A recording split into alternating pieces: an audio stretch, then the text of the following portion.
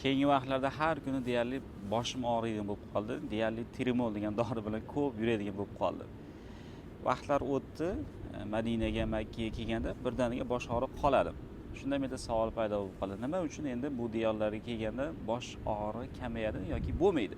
Yoki kasalliklar kamayib ketadi yoki eslamaymiz. Sababini sekin-sekin qiziqishni boshladik. Ikkita narsada deb bildim. Birinchi sabab, biz vatanda juda ko'p holatlarda dunyoni tashvishlarini ko'p o'ylaymiz. Uy, ish, oila, bola chaqa, pul topish kerak, xullas tashvishlarni ko'p o'ylab olamiz. Tabiiy ravishda miyamiz ba'zida iPhone'ga o'xshab qizib ketadi.